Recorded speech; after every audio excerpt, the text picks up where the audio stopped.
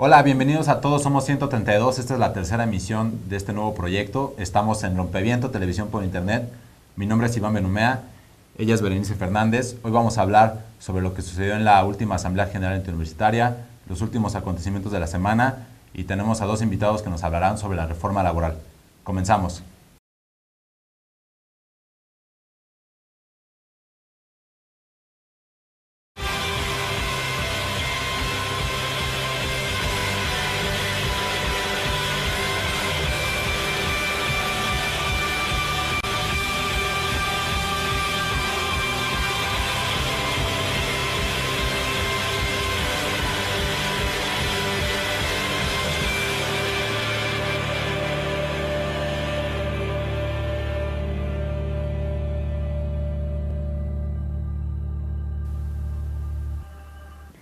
Hola, pues bueno, esto es todo, somos 132 y vamos a empezar hablando de la Asamblea General Interuniversitaria que hubo este fin de semana. Para eso está Israel, de la ENA, acompañándonos, que fue como vocero a la Asamblea. Cuéntanos de tu viaje, de lo que pasó allá. Pues el viaje estuvo bueno. Sí, bueno, la Asamblea General Interuniversitaria se realizó en Saltillo este fin de semana. Fue una asamblea muy interesante, desde cómo se generó, ¿no? Las autoridades universitarias, todas las universidades de Saltillo, pues nos negaron la posibilidad de hacer este evento y las personas que nos apoyaron fue la Arquidiócesis de Saltillo. Monseñor Vera nos prestó las instalaciones, ¿no? Y ahí fue donde se realizó, fue un evento, bueno, pues importante para el movimiento. Ahí es donde se dan los acuerdos políticos, los acuerdos de acciones, ¿no? Hay que explicar que una Asamblea General Interuniversitaria es donde se reúnen todas las asambleas que pertenecen a 132 y bueno, y ahí se toman los acuerdos, ¿no? Tal vez lo más importante como acuerdo es refrendar que desconocemos a Enrique Peña Nieto como presidente de México, ¿no? Por la evidente corrupción y mala... Sí, su forma de llegar, ¿no? Sí, exacto, o sea, el mal actuar del IFE, ¿no? La imposición que se consumó. No sé, habría que decir que agradecemos de todo corazón a la Arquidiócesis. En realidad fue un gran apoyo. Hubo un encuentro con migrantes, ¿no? Sí. Ellos tienen un centro de migrantes y estuvimos ahí conviviendo con ellos, ellos nos prepararon de comer. El Monseñor nos dio un mensaje muy interesante a la asamblea en general. No sé, fue un evento muy significativo, me parece. Llevar la AGI al norte del país no solamente representa hacer otra asamblea, representa tener solidaridad con nuestros compañeros del norte, ¿no? Sí. Que viven en condiciones de inseguridad bastante más complejas que las nuestras aquí en la ciudad. Pues sí, bueno, entonces vamos a leerles un párrafo que fue el discurso que dio Raúl Vera para todos los voceros, ¿no? Que fue muy emotivo y creo que dice mucho de por lo que luchamos y de la situación, ¿no? Dijo: para vencer nuestros miedos y la resistencia de quienes se oponen a la justicia y a la verdad, contamos con el apoyo de quien nos enseñó también que la verdad nos haría libres. No hay tiempo ni lugar para la cobardía. Ensanchemos el corazón para ir al encuentro de los pobres y las víctimas y descubriremos en ellas y ellos la levadura de la paz que fermentará a la sociedad para corregir su rumbo. Sí, este evento este mensaje que llevó Raúl Vera al 132 me parece muy significativo en muchos sentidos, ¿no? Fue un mensaje de apoyo al movimiento abiertamente. Y bueno, hay que mencionar que Raúl Vera pues tiene causas solidarias, ¿no? Con distintas cosas, con las víctimas, con los desaparecidos, las familias de desaparecidos, con los migrantes, ¿no? Es decir, ellos son, una historia de lucha, ¿no? Él estuvo en San Cristóbal también apoyando al zapatismo. Entonces, es muy significativo que él nos haya acogido en sus instalaciones, que nos haya apoyado, que le haya dado hospedaje a toda la asamblea, que nos hayan dado comida, que nos hayan dado seguridad, ¿no? Eso es tal vez lo más importante. Sí, pues los trató como reyes, ¿no? La verdad. Increíble, Muchas un gracias. evento increíble. ¿Algún otro acuerdo que haya sucedido? Es decir, desconocimiento y... Pues el desconocimiento yo creo que es lo más importante como una postura política. Bueno, se refrendan las acciones para seguir en este camino contra la imposición. hay que esperar las acciones que va a tener el 132 y que la gente las apoye. Pues creo que eso, lo demás pues es cosas más operativas del movimiento que no creo que tenga caso comentar aquí, ¿no? Pero bueno. Y pues bueno, también queríamos hablar, ¿no?, de los eventos que hubo la semana pasada, que fue, por ejemplo, la toma de la representación de Veracruz aquí en el Distrito Federal.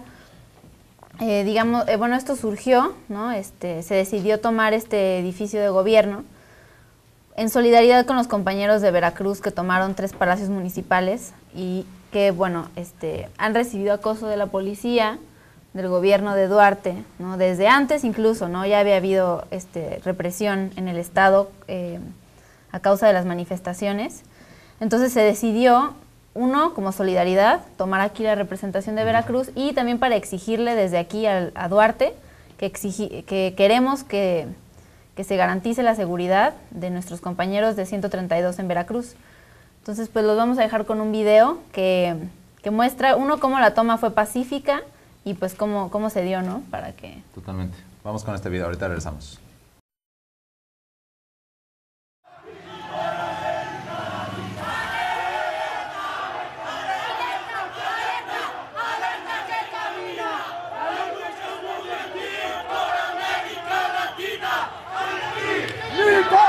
¡Mi PRD! ¡El pueblo unido contra el poder! La toma de estas instalaciones fue realizada de forma completamente pacífica, por lo cual desmentimos categóricamente las acusaciones de las que hemos sido objeto, en las cuales nos señalan de haber hecho esta toma por medio de violencia, despojo y daño. Le dije, no, pero pues ¿qué hago? ¿Cómo que me salgo? Yo nada más le veía los ojos y empecé a llorar y me dijo, no, te tienes que salir. Por favor, te acompaño, o sea, yo te llevo las cosas, pero sí me empezaron a empujar hacia la salida. ¡Sí se ve! ¡Ese apoyo sí se ve! Gracias, señora. Pues porque realmente me interesa el país, vuelvo a repetirlo. Vemos que cada día va más en decadencia en varios aspectos, económico, social, político y tanta inseguridad. Yo siento que México se ha ido retrasando todo esto y por eso es que estamos apoyando. No somos miembros activos, pero sí en apoyo. Les traje pues alimentos, agua y unos aguacates y lo que se pudo, ¿no? Yo les podría comentar que pues siguieran su lucha, que nosotros estamos en apoyo, la ciudadanía que ya tomó conciencia de la situación. Creo que siempre va a estar en apoyo de ustedes y pues más que nada a ustedes les toca vivir ese paso fuerte porque cada día se pone peor el asunto. Adelante, no se rindan y no puedo decir más. Bueno, ahí tienen el video. Berenice, tú que estuviste por ahí, ¿nos puedes contar por qué aquí el 132 que está quejándose de que los acusaron de violencia? ¿Qué fue exactamente lo que sucedió? Sí, pues o sea, se trató de manejar que había sido violenta la toma, que se habían incluso retenido personas en contra de su voluntad, ¿no? Cosas que eran completamente falsas. Entonces lo que se hizo, y creo que logró que no pudieran manipular la información tanto, es que se metió a todos los reporteros, a todas las cámaras, a las instalaciones para que vieran, uno, que no había daños, ¿no? O sea, no había ni un clip perdido en este edificio, en esta casa. Y además, el representante de Veracruz se quedó ahí todo el tiempo, porque él quiso, ¿no? Se quedó y nunca hubo ni siquiera un problema, o sea, él estaba en una buena disposición, entonces ya los medios pudieron ver que era mentira lo que se estaba tratando de decir.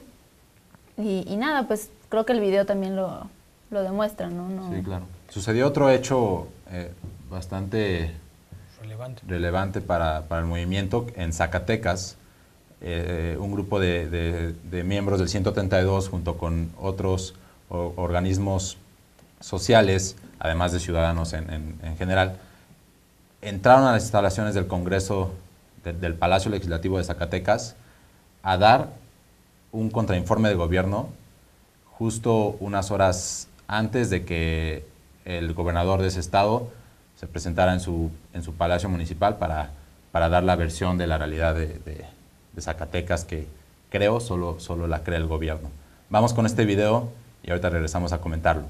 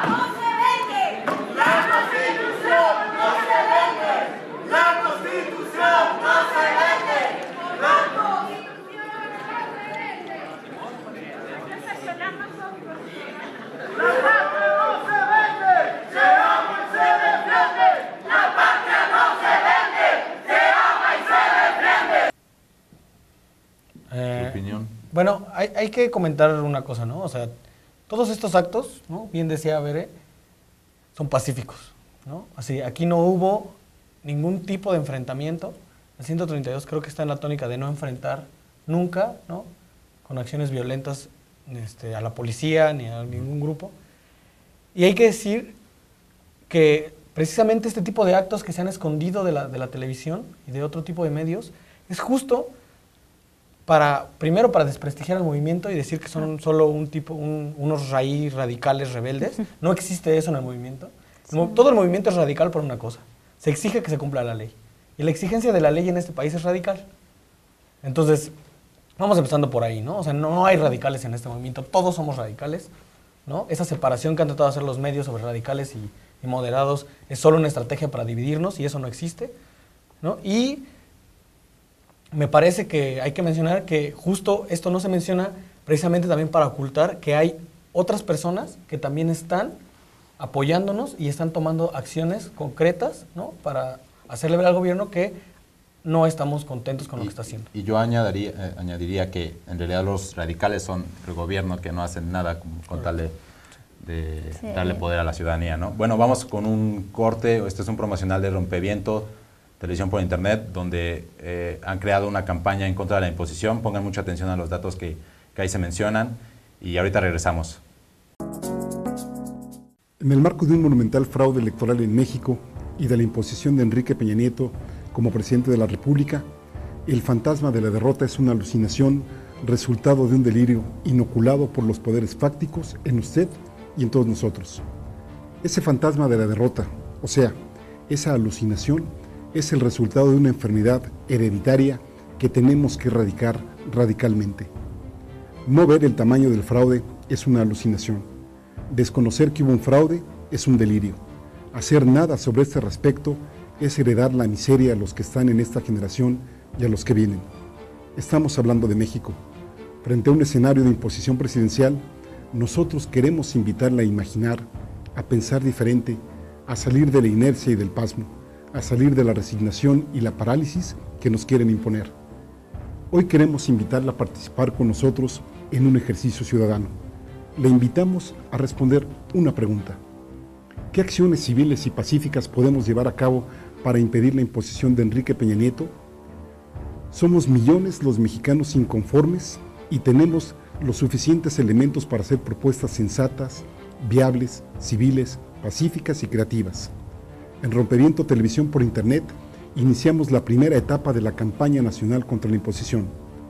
Escríbanos al correo electrónico noalaimposición@rompeviento.tv. Aquí pueden enviarnos sus propuestas.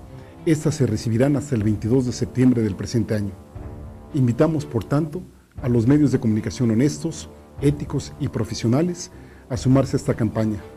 Invitamos a las universidades, escuelas, a los académicos, estudiantes, trabajadores, trabajadoras, amas de casa, familias, artistas, cineastas, videoastas, músicos, reporteros, reporteras, actores, actrices, hombres, mujeres, padres y madres de familia, a sumarse a este ejercicio civil de pensar juntos y en voz alta.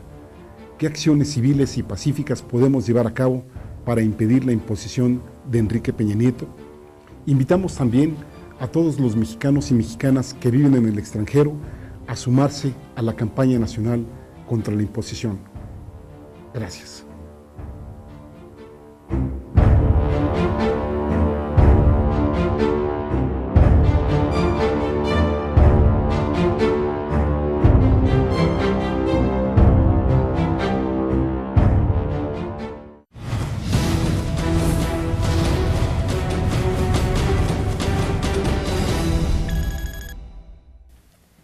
Hola, pues estamos de regreso en Todos Somos 132, estás en Rompeviento Televisión por Internet y ahorita tenemos una invitada, Elsa Campos de la UACM, la Universidad Autónoma de la Ciudad de México, que nos va a platicar sobre una problemática que tampoco ha tenido suficiente difusión, ¿no? Y que se ha dado en esta universidad, ¿no? Entonces, bueno. Sí, ¿por qué se generó este conflicto en la universidad? Bueno, antes que nada, mucho gusto y muchas gracias por la invitación. Los días 10, 13 y 14 de agosto del presente año se llevaron a cabo elecciones en la UACM para renovar al Consejo Universitario. El Consejo Universitario es el máximo órgano de gobierno de la institución. De los 55 lugares que se disputaron, 33 los ganaron planillas críticas a la rectoría. Okay. El día 15 fue el último para recibir impugnaciones en el Consejo Electoral, que vendría a ser algo así como el TRIFE, ¿no? Entonces ya se imaginarán. El que es presidido por el licenciado Adalberto Robles Valadez, brazo derecho de la rectora, la señora Esther Orozco, y 2 consejeros universitarios, Luis Miguel Hernández y Julio César Chávez. Los 3 en una total secrecía, además desaparecidos el fin de semana entero, escondidos. Deciden bajar a los compañeros que habían ganado, 9 de los compañeros que habían ganado, y en su lugar subir a otros que quedaron en segundos y terceros lugares, pero además con diferencias de 60 votos, de 100 votos entre los que ganaron y los que ellos subieron. Entonces ellos tenían que haberle entregado la resolución al Consejo Universitario, cosa que no hicieron, además violando la convocatoria que ellos mismos emitieron, y solamente nos mandan un mail a los electos para decirnos que la instalación sería al día siguiente, el día 22, miércoles, pero con estos resultados que ellos sacaron. No le dieron a los compañeros tiempo ni derecho de réplica, ni que supieran que estaban impugnados, porque el mail llegó a las 6 de la tarde, y nada más nos citaron, además violando uno de los acuerdos del segundo Consejo Universitario, que dice que todas las reuniones del Consejo se llevan a cabo en el plantel Casa Libertad. Okay. Eso fue lo que sucedió a grandes rasgos, por lo que inició este conflicto. Desgraciadamente, viene a ser la gota que derramó el vaso de una serie de conflictos que tienen 2 años, alrededor de 2 años, desde la llegada de la señora Esther Orozco a la rectoría, quien se ha dedicado a golpetear y a violentar la normatividad de la institución. Que tengo entendido que expulsaron a la rectora de la institución, ¿no es así? Hubo una reunión en el plantel Cuautepec la semana pasada, después de una entrevista con Carmen Aristegui, en donde llegó la rectora a la reunión, y los consejeros universitarios mandamos una comisión, los electos democráticamente, mandamos una comisión al plantel para entregar pues las condiciones del diálogo. Desgraciadamente la señora nos dijo que tenía cosas más importantes que hacer, propias de su puesto de rectora, cuando me parece que es importante que resuelva este tipo de conflictos, y su pretexto es que ella no tiene injerencia porque el Consejo Electoral pues es un organismo autónomo, pero en este marco de vacío legal, ella es la cabeza administrativa de la institución. Entonces tendría, y además tiene que hacerlo porque es la rectora, digo, si no, entonces ¿qué está haciendo ahí?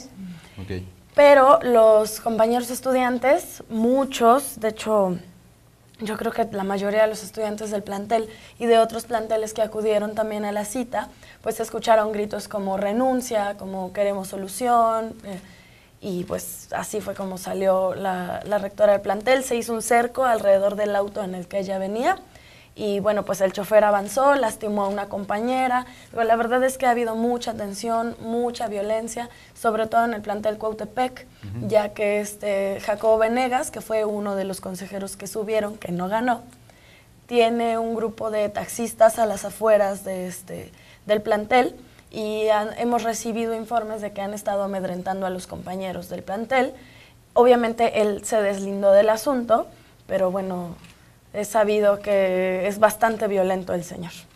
Perfecto. Entonces, ¿en qué condiciones se encuentran en estos momentos ustedes como estudiantes y académicos? ¿Qué están haciendo dentro de las instalaciones y qué acciones están llevando a cabo? Las acciones que se están llevando a cabo, por ejemplo, en San Lorenzo Tezonco, hay mesas de información, actividades culturales, también en el plantel del Valle. En el plantel Casa Libertad tuvimos un conflicto porque las autoridades mandaron quitar las puertas de toda la todo el plantel. Y bueno, han recibido quejas por parte de la sociedad civil porque ahí también se encuentra el IEMS y además tengo entendido que se encuentra una guardería. ¿Qué es el IEMS? Entonces es poco inseguro. Es el Instituto de Educación Media Superior, que en las prepas del gobierno del Distrito Federal están en el mismo predio, ahí en el plantel. También en el plantel Cuautepec, que ha sido el más difícil por esto que ya les platicaba, pero también se han llevado a cabo mesas de información. Perfecto. Eso es lo que está sucediendo. Los académicos tienen su propia dinámica. Ellos se han estado reuniendo porque han recibido un poco de presión acerca de las clases extramuros, pero bueno, pues ellos también tienen que decidir qué hacer acerca de ello. Entonces, ¿tienen alguna especie de pliego petitorio ya definido? O digo, pues, entiendo algunas cosas de lo que me dices, pero a lo sí, mejor claro, hay algo específico. Hay que primero diferenciar entre los dos niveles, porque se ha dicho, bueno, que los estudiantes que están, el Consejo Estudiantil en Lucha, que son los estudiantes que están en los planteles, que quieren la destitución, que quieren la cabeza de Orozco. Los medios de comunicación dicen muchas cosas, ¿no? Pero lo que la comunidad estudiantil está demandando, y bueno, la comunidad universitaria en general, es la instalación del tercer consejo universitario con aquellos que ganaron democráticamente en las urnas.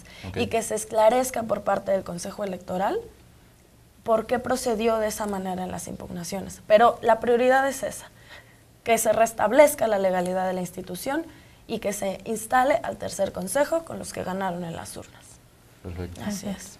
Y esto tiene mucha relevancia para el movimiento porque justamente en la última asamblea se dio un pronunciamiento de solidaridad con los compañeros de la UACM e incluso hay miembros del 132 inmiscuidos en este problema, ¿no es así? Así es, activos con la problemática, solidarizados con lo que estamos viviendo, que también es una imposición.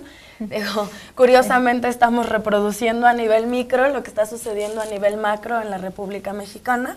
Entonces, se los agradecemos muchísimo, pero también me gustaría desmentir aquello que han dicho distintos medios de comunicación y la misma rectora, que dice que hay personas ajenas a la universidad que fueron las que tomaron las instalaciones y que son las que están dentro de las instalaciones. Digo, nosotros agradecemos la solidaridad de las distintas universidades con el movimiento estudiantil de la UACM, pero que quede bien claro que los únicos que están a cargo del movimiento son estudiantes de la UACM. Totalmente. Así es. Bueno, pues... Te agradecemos mucho a ustedes, muchísimas gracias. Presencia. Y bueno, recordarles que la siguiente Asamblea General Interuniversitaria se va a llevar a cabo en la UACM, precisamente. Perfecto. Una vez que tengamos confirmado el plantel, pues con mucho gusto vendremos aquí a avisar o les avisaremos. ¿Y algún medio en el que la ciudadanía pueda acercarse para informarse? Pues digo, cuentas de internet. Por supuesto que sí, en las redes sociales. El Facebook es Asamblea Estudiantil UACM, el Twitter es @AsambleaUACM y la página de internet es www.somoselmedio.org.mx. Perfecto. Esas son las páginas. Excelente. Pues muchísimas gracias. No, muchísimas gracias a ustedes por abrirnos este espacio para que la ciudadanía, para que la sociedad civil se entere de lo que está sucediendo. Sí, no, es muy importante, ¿no? Excelente. Que se sepa. Bueno, muchas gracias. Muchísimas gracias. Bueno, esto fue parte del programa sobre el conflicto en la Universidad Autónoma de la Ciudad de México. Vamos a ir a un corte y regresamos a hablar sobre la reforma laboral. No se vaya.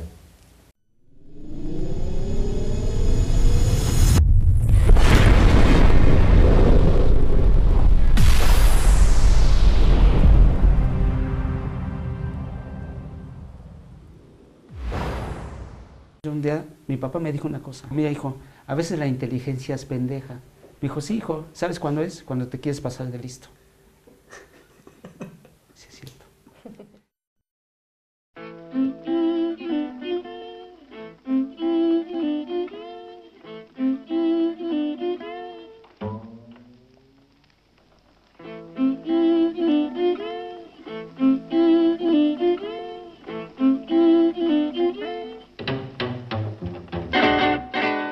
Es un duopolio, ¿no? O sea, Televisa, TV Azteca. Pura televisión basura. La verdad yo no creo en los medios de comunicación nacionales, la cadena nacional. Están totalmente invadidos de por ejemplo, los políticos. Lo que quieren que sepa se sabe, lo que no, no. No muestran contenidos ricos y diversos y entonces, pues precisamente por eso siento que están orientados a lo que ellos quieren mostrar nada más y no lo que realmente le puede interesar a la población en general, ¿no? Que están manipulados hasta los noticieros, todos los reporteros ya están comprados por algún partido político. Todo lo que pasa en televisión es mentira. Hay que decir la verdad. Rompeviento. Rompeviento. ¿Rompe qué? Pues algo que transgrede, ¿no? Sí, romper esquemas, ¿no? Ir a la contra. No sé, ir a la contra del viento, de la corriente. Pues es que hay muchos significados, ¿no? Puede ser pues, rompevientos, pues... Es aire en movimiento. Pues algo que corta el aire, ¿no? A ver. Explíqueme. Rompeviento, pues es alguna pared, alguna cosa así, pues ¿qué será?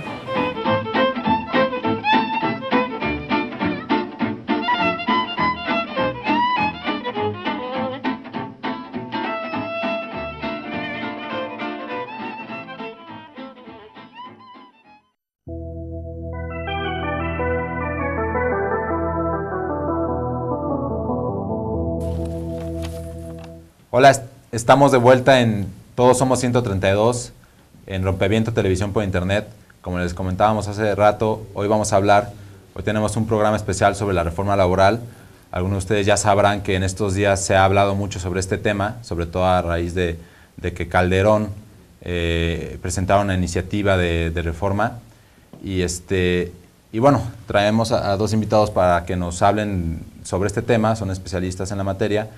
Y de este lado tenemos a Paulette, de la Facultad de Ciencias Políticas y Sociales de la UNAM. Y bueno, también nos acompaña Felipe Martínez, abogado laboralista.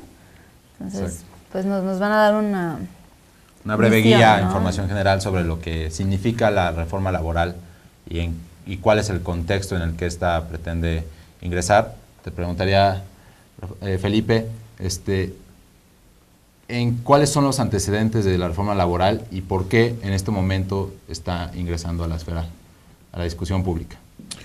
Bueno, Iván, comentándote que los antecedentes de la reforma laboral vienen después de los años 90, más o menos por 1996, con una iniciativa panista que fue propuesta al Congreso y que ha venido reciclándose, ¿no? Principalmente las personas que han estado propugnando por la reforma laboral, por esta reforma laboral, y que ha sido este reciclaje del que comentamos de la actual reforma, la iniciativa con carácter preferente que promueve Calderón el último día de agosto, es principalmente los sectores empresariales, el PAN, digamos, cobijando esas iniciativas. Y bueno, ha habido diversas o muchas iniciativas de reforma. Esta tiene algunas particularidades, como es el carácter preferente, que deviene de una reforma al artículo 71 de la Constitución, que se hizo apenas el año anterior, ¿no? Son, digamos, nos están iniciando en este proceso las iniciativas preferentes. Son las primeras reformas que pasan en este carácter y que tienen su singularidad. Platicaremos más adelante de ello, pero ¿cuáles son los antecedentes de esta reforma laboral? Que hablamos que son un reciclado de esas propuestas panistas y de algunas propuestas priistas, ¿no? Es, la parte más fuerte viene en el año 2002-2003, cuando Vicente Fox llama a los sectores productivos, él así los denomina, el sector empresarial y el sector obrero, a través de algunos representantes de esos sectores y los convoca a hacer un análisis para la modificación de la Ley Federal del Trabajo. Eso pasa cuando empieza a tomar el gobierno en el año 2000 y en el año 2002 sale una iniciativa de reforma de lo que le llamó Iniciativa de los Sectores Productivos. Realmente, ¿qué es lo que sucede? Aglutina a los principales empresarios mexicanos, a sus abogados, así como a las representaciones de los sindicatos más grandes en México. Desafortunadamente, no necesariamente estas representaciones de los trabajadores son las reales, ¿no? Estamos hablando de la CTM, la CROC, la CROM, sí. Algunas organizaciones sindicales que a lo largo del tiempo no necesariamente han defendido los derechos de los trabajadores. Y deja por un lado las propuestas de organizaciones de defensa de los derechos de trabajadores. Rompe, en el año 2002, rompen esas organizaciones con esta iniciativa, con la propuesta foxista, y bueno, Fox, independientemente de ello, decide generar el proyecto de reforma en el año 2002. A la par, estas organizaciones se conjuntan y a través de una reforma que fue llamada reforma PRD-UNT, generan una contrapropuesta reforma. Okay. Es como el punto de partida de esta reforma. Excelente. Vienen reciclajes posteriormente, se da cuando está el secretario de Trabajo Javier Lozano Alarcón un proyecto en esta nueva administración y bueno, que no se pudo acordar por cuestiones políticas. En el año 2010, 2011 hay una iniciativa priista que es casi en su contexto el mismo proyecto de propuesta panista. En el año 2010 hay otro proyecto panista y bueno, la iniciativa con carácter preferente de reforma laboral del año 2012 es un aglutinado de esas propuestas de reforma. Okay. Sí. Bueno, tal vez nos pudieras contar en qué consiste, no específicamente la reforma, o qué concretamente, cómo afectaría ya en una cotidianidad a un trabajador o...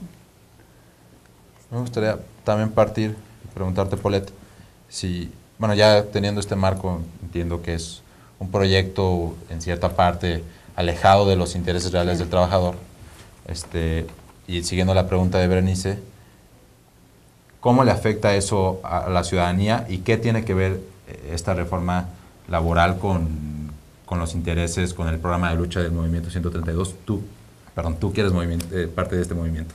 Así es. Bueno, desde el primer momento el Movimiento 132 comenzó a hacer parte de su lucha las demandas populares.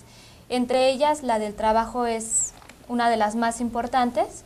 Y en este sentido, cabe mencionar que para el movimiento, todas estas reformas, la laboral solamente es una dentro de otras en las que se inscribe otro paquete de reformas, por ejemplo la energética y otras, que el movimiento ha estado tratando de denunciar desde el inicio como parte de un programa neoliberal que no corresponde con las demandas y con las necesidades del pueblo, de esa mayoría. En ese sentido, el movimiento hace suyo en este momento una denuncia en contra de esta reforma laboral que no representa los intereses de esa mayoría, ¿no? Excelente.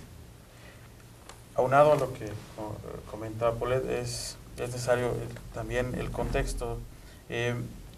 Las iniciativas de reforma laboral de las que platicábamos están en el contexto de los mandamientos del Fondo Monetario Internacional, el Banco Mundial, la propia OCDE, del cual es representante un mexicano, de modificar el esquema de trabajo y flexibilizar el trabajo en México. Esto ha sido una demanda que han tenido desde los años 90 y que por algunas circunstancias no se ha podido dar. El contexto se da en que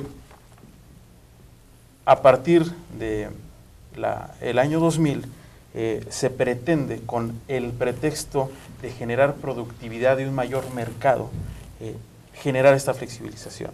En mayo del año 2012, este año, se da una cumbre de ministros de trabajo en Guadalajara, Jalisco, donde hay un pronunciamiento de la OCDE y de la Organización Internacional del Trabajo, señalando que en América Latina hace falta o hay un déficit de empleo de 21 millones y que la forma en hacerlo es generar más empleo.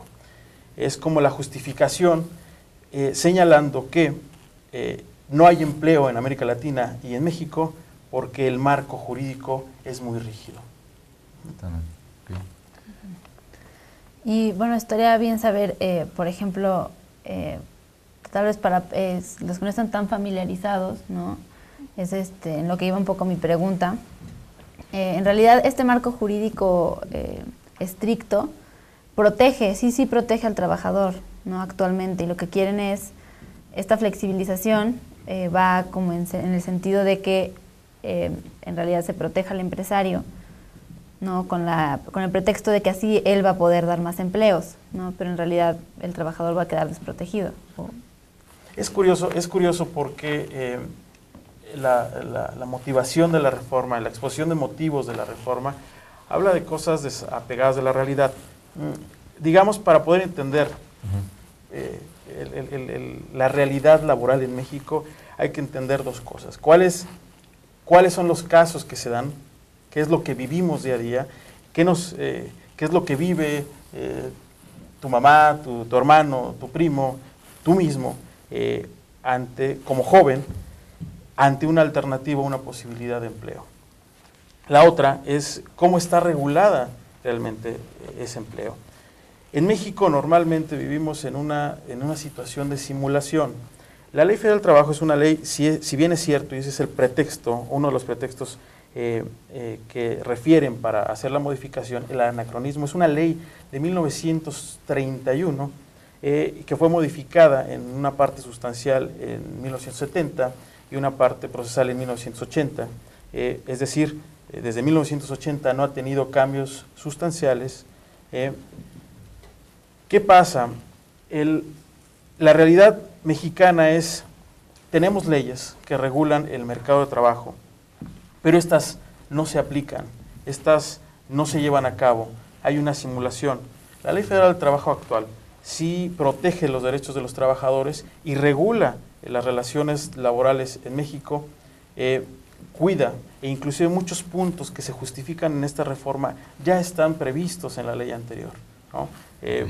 Se habla de varias circunstancias y es importante saber que es un mero pretexto para decir que a través del anacronismo de las leyes mexicanas es necesario un cambio. Hablan mucho de varios factores, la productividad, que no estamos como en línea con los mercados internacionales y que México no está dando alternativas a las empresas transnacionales y mexicanas para que puedan generar empleos. Totalmente. Y esa es una lucha de 132, ¿no? Sí, por supuesto. Y en especial en este contexto en el que hemos estado luchando en contra de la imposición de Enrique Peña Nieto, trasciende a todas luces el hecho de que a poco tiempo de que salga Calderón de la presidencia, esté motivando la aprobación de esta reforma de manera tan veloz, como poniendo el marco para lo que será el gobierno de Enrique Peña Nieto de una forma antidemocrática totalmente, porque esto representa un poco de lo que nos viene, creo, con Enrique Peña Nieto, que es que se va a empezar a hacer gobierno de cierta clase sin considerar a las mayorías, y en ese sentido sería indispensable comenzar a promover que la ciudadanía se interese en todos los temas que son de su incumbencia, como el laboral, y que ellos tomen el poder y comenzar a considerarlos para que esa nueva política empiece a hacerse desde la ciudadanía, ¿no? Entonces es parte de lo que el movimiento está procurando hacer, bajar al nivel popular de los ciudadanos las decisiones más importantes, porque son ellos los principales afectados. Claro, somos. Y bueno, pues yo creo que vamos a un corte, ¿no? Ahorita regresamos, vamos a seguir hablando de la reforma laboral. Bueno. Y vamos a continuar con esta campaña de Rompeviento, televisión por internet, que se llama No a la imposición. Pongan atención a todos los datos que se mencionan ahí y ahorita regresamos. No se vaya.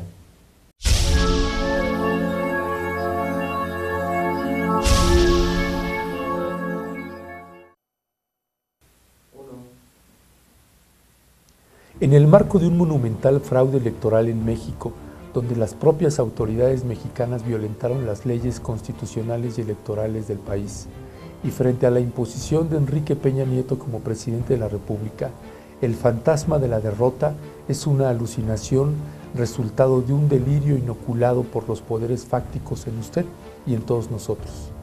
Ese fantasma de la derrota, o sea, esa alucinación, es el resultado de una enfermedad hereditaria que tenemos que enfrentar radicalmente. No ver el tamaño del fraude es una alucinación. Desconocer que hubo un fraude es un delirio. Hacer nada sobre este respecto es heredar la miseria a los que están en esta generación y a los que vienen. Estamos hablando de las mexicanas y de los mexicanos. Estamos hablando de México. Frente a un escenario de imposición presidencial, nosotros queremos invitarle a imaginar, a pensar diferente, a salir de la inercia y del pasmo, a salir de la resignación y la parálisis que nos quieren imponer. Hoy, aquí en Rompeviento Televisión por Internet, queremos invitarle a participar con nosotros en un ejercicio ciudadano. Le invitamos a responder una pregunta: ¿qué acciones civiles y pacíficas podemos llevar a cabo para impedir la imposición de Enrique Peña Nieto? Somos millones los mexicanos inconformes y tenemos los suficientes elementos para hacer propuestas sensatas, viables, civiles, pacíficas y creativas. En Rompeviento Televisión por Internet iniciamos la primera etapa de la campaña nacional contra la imposición. Escríbanos por favor al correo electrónico noalaimposición@rompeviento.tv. Aquí puede enviarnos sus propuestas. Estas se recibirán hasta el 22 de septiembre del presente año. Invitamos, por tanto, a los medios de comunicación honestos, éticos e independientes de los poderes fácticos a sumarse a esta campaña. Invitamos también a las universidades, escuelas, a los académicos, estudiantes, trabajadores, trabajadoras, amas de casa, artistas, cineastas, videastas, músicos, reporteros, reporteras, actores, actrices, padres y madres de familia, hombres y mujeres, a sumarse a este ejercicio civil de pensar juntos y en voz alta qué acciones civiles y pacíficas podemos llevar a cabo para impedir la imposición de Enrique Peña Nieto. Invitamos también a los mexicanos y mexicanas que viven en el extranjero a sumarse a la campaña nacional contra la imposición. Muchas gracias.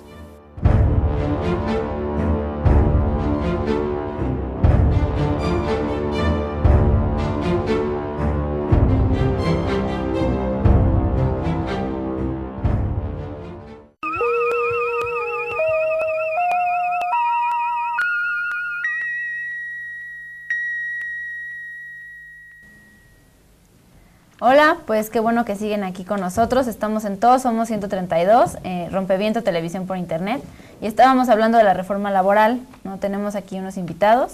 Está Felipe, que es abogado laboralista, y bueno, justo ahorita pues nos iba a explicar en sí el contenido de esta reforma que quieren pasar ya, ¿no? Calderón. Entonces, bueno. Berenice, es importante resaltar algo. La forma en la que quieren pasar la reforma actualmente es en el marco de esta iniciativa preferente, tiene o busca que no sea debatida, que no sea analizada, que no sea conocida por la gente. Pero ¿puedes recordarle al auditorio qué es una iniciativa preferente? Una iniciativa preferente es aquella iniciativa en la cual el presidente puede proponer dos reformas en el periodo de una sesión del Congreso de la Unión. Hay 2 sesiones al año, 2 iniciativas con el carácter de preferente. ¿Qué implica esta preferencia? El presidente puede solicitar al Congreso que se estudie y que se analice, y en el marco de 30 días, en el periodo de 30 días, tiene que ser obligatoriamente aprobada o no esta iniciativa. En este caso, esta reforma laboral, si pretende pasarla, tendría que estar aprobada al 30 de septiembre de este año. ¿Qué pasa y cuál es la estrategia para poder pasar la iniciativa sin este análisis y discusión? Recordemos que acaban de tomar protesta los diputados el 1 de septiembre de este año, y estamos hablando que tenemos 30 días para poder, o tendrán 30 días para poder aprobar esta reforma. Todavía no está instalada la Comisión del Trabajo y de acuerdo a la reglamentación del Congreso de la Unión, la comisión es la especialista que estudia, analiza y debate estos puntos, conformada por todas las fracciones parlamentarias, pero en este caso, como no está conformada la comisión, al día de hoy, el Congreso tiene la obligación, si no se estudia o analiza o no está conformada la comisión, de pasar la reforma al Pleno sin que sea estudiada, analizada, debatida, comentada y aprobarla directamente. Tomamos en cuenta que ahorita las personas o las fracciones que están interesadas en que se pase esta reforma de Calderón es el PRI, es el PAN, es el Verde Ecologista y el Partido Nueva Alianza, los cuales hacen mayoría en el Congreso. Entonces, es importante decirle a los compañeros del movimiento Yo Soy 132 que deben de conocer y debatir esta reforma, ¿no? Porque a más tardar el 30 de septiembre la deben de aprobar o no. Poco tiempo. Entonces, retomemos el tema en sí de qué contiene la reforma política, cuáles son sus puntos esenciales y por qué debe ser criticada tanto.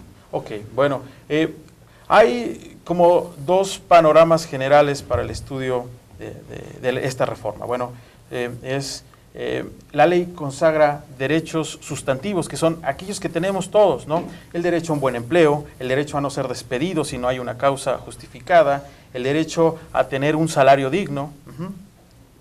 Esos son los derechos sustantivos, que son los derechos individuales. Y hay derechos colectivos, como es los derechos de organización, ¿no?, de estos trabajadores para la defensa de sus propios intereses, los derechos colectivos, ¿no? Estos son como las dos líneas de análisis de la reforma. Ahora, hay una tercera, que es la reforma a las cuestiones procesales, que si nos lo permiten más adelante podremos platicar. Me gustaría enfocarme dando un panorama general a los derechos, la modificación a los derechos sustantivos, ¿no? Hay factores importantes, ustedes que son jóvenes, que están saliendo, que están todavía estudiando y que próximamente entrarán al mercado laboral, deben de tener conocimiento a qué se van a enfrentar. La ley, dentro de los muchos de los cambios que establece, es la modificación de los tipos de contratación. Actualmente hay, de manera general, dos tipos de contratación. Uno que le llaman por obra o tiempo determinado, por obra o determinado o tiempo determinado, y la otra es por tiempo indeterminado. La primera solamente se establece cuando un patrón tiene o requiere los servicios de alguien para una obra o para un tiempo. Pero la ley protege a los trabajadores señalando que si existe o se sigue justificando la necesidad de los servicios de trabajador, el contrato se hace por tiempo indeterminado. ¿Qué implica? Es decir, si el patrón te contrata para una campaña, ¿no?, para una campaña, la campaña de diciembre, y vende productos, si el patrón sigue vendiendo los productos, no solamente los de esa campaña, podrá seguirte contratando, o tu contrato te da estabilidad para que tú puedas seguir gozando del trabajo. Con esta reforma hay modificaciones sustanciales y se generan tres hipótesis o tres posibilidades de contrato más. ¿Cuáles son? El contrato de periodo, el contrato a prueba y, bueno, hay una tercera que establece que es un contrato de capacitación inicial. Generando el contexto, en España, en España y en Chile estos contratos ya han sido aceptados y, bueno, parte es señalar que no ha tenido necesariamente la aceptación legislativa de este tipo de contratos una mejora en la situación de la productividad, en la situación de la economía y mucho menos en los derechos y beneficios de los trabajadores. Te voy a tener tanto ahí. Paulette, tú que conoces el panorama internacional del trabajador, ¿cuál es tu opinión, precisamente tocando el tema de otra situación en otros países? ¿Cuál es tu opinión al respecto? ¿Qué piensas sobre el problema laboral en el mundo? Pues lo que comentábamos es que precisamente donde se han implementado este tipo de reformas laborales es justo en los países en donde en este momento hay una efervescencia social importante, que es un reclamo porque se le está quitando a la gente sus derechos sociales, y el del trabajo es fundamental, ¿no? Y en ese sentido creo que el movimiento está haciendo la denuncia porque es el tiempo en el que tenemos que empezar a reflexionar en torno a esta problemática y a llevar a la gente la concientización de lo que representa el atentado contra el salario, las garantías sociales del trabajo, ¿no? Los derechos laborales en México, hay que recordarlo, son resultado de procesos históricos larguísimos, que costaron literalmente sangre, hay muchos muertos, hay una historia importante que no debe ser olvidada, y fue el fundamento, ¿no?, el reclamo de justicia social el que dio lugar a esos derechos sociales, y creemos que no puede de un día a otro prácticamente, porque así está haciendo, abolirse estos derechos y cambiarse para favorecer a una clase económica poderosa que sabemos cómo actúa. Ahora, para el movimiento está claro que el gobierno de Calderón ha sido uno de los que más ha atentado contra las garantías sociales, y no tendríamos entonces realmente dudas sobre los efectos que tendría. Un ejemplo, el caso de Luz y Fuerza del Centro, ¿no?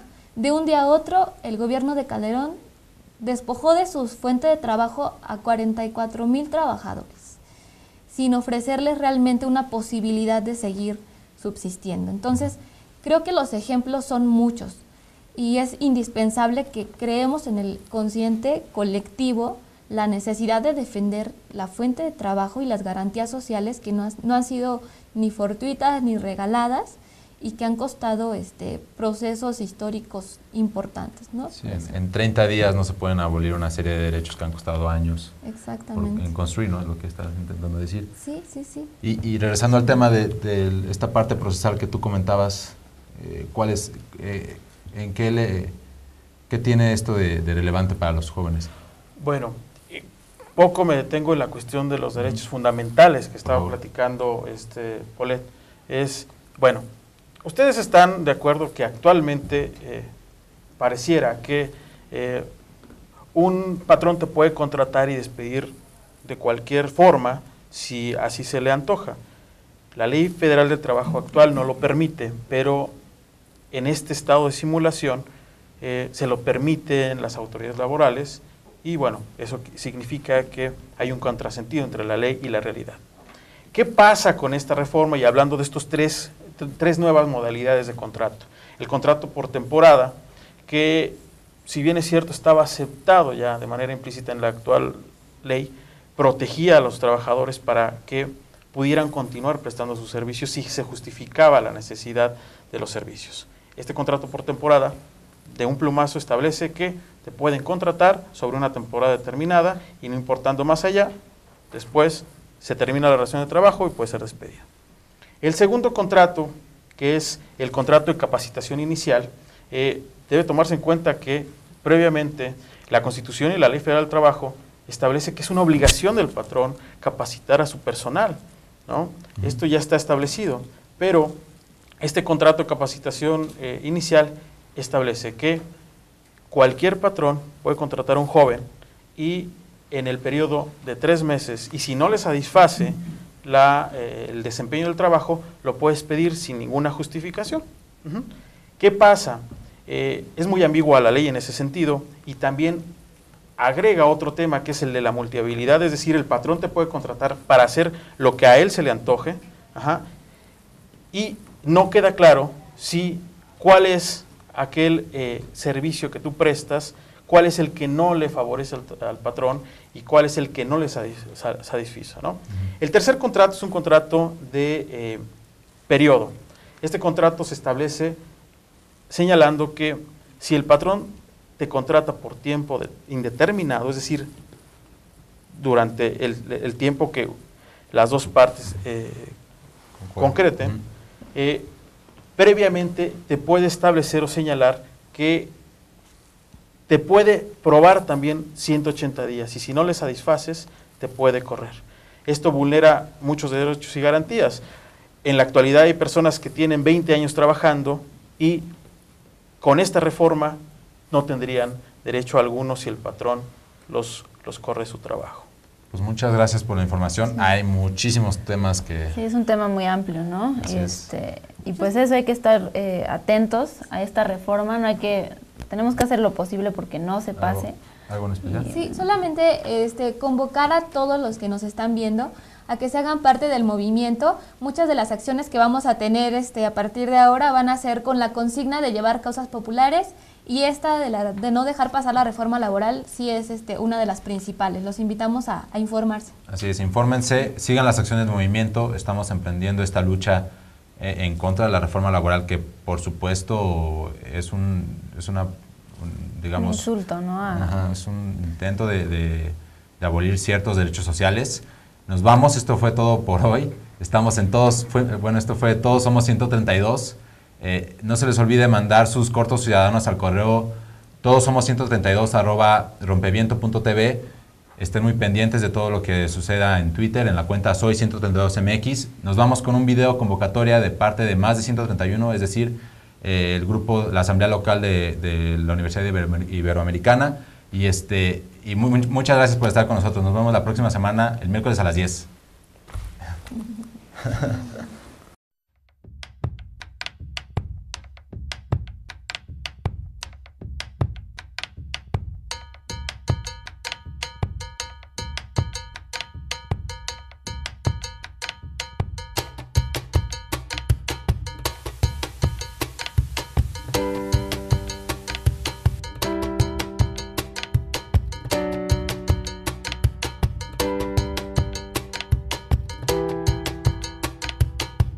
Ante un país en emergencia nacional, violaciones a los derechos humanos, una locura de la democracia, con más de 70.000 muertos y 30.000 desaparecidos, y con una agenda ciudadana y democrática con pendientes que no han querido ser atendidos. Diferentes organizaciones, movimientos sociales y sociedad civil consideramos que la construcción de la paz y la defensa de los derechos humanos es una labor de todos los días. Por eso te invitamos a formar parte de la Jornada Internacional por la Paz y los Derechos Humanos a realizarse del 12 de septiembre al 21. Comenzando con el Día Nacional por la Paz en México y concluyendo con el Día Internacional de la Paz. Súmate a las actividades que se harán durante estos 10 días, organizando foros, obras de teatro, murales, intervenciones callejeras, toquines, conferencias, mesas redondas, cualquier cosa que se incorpore a la agenda de paz y derechos humanos. También puedes hacer tu propio comité, brigada o colectivo y participar. Ayúdanos a pasar la voz por la paz y los derechos humanos nacional e internacionalmente. Invita a una organización a unirse a nuestra causa. Con tu familia, amigos o vecinos, acompáñanos prendiendo una vela. Pueden portar una bandera blanca, no sé, algún símbolo que los identifique con esta causa, con la paz. Te esperamos el 12 de septiembre a las 11 de la mañana para abrir la jornada con una concentración afuera de la Embajada de los Estados Unidos, como un acto simbólico. Ahí vamos a arrancar con esta jornada de 10 días con acciones por la paz, conmemorando el Día Internacional de la Paz, uniéndonos a todos los actos que van a estar ocurriendo en el mundo entero. El 21 de septiembre nos vamos a unir junto con mucha gente alrededor del mundo a gritar por la paz en un acto que va a tener música, que va a tener fiesta y que va a tener a todos ustedes con nosotros gritando por la paz. Infórmate sobre el resto de nuestras actividades a través de nuestro blog y página de Facebook y utiliza el hashtag. Para inscribir actividades, escribe a 10diasporlapaz@gmail.com. Te necesitamos, nos necesitamos. Acuérdate que todos contamos, así que tu presencia hará la diferencia. Únete, grita por la paz.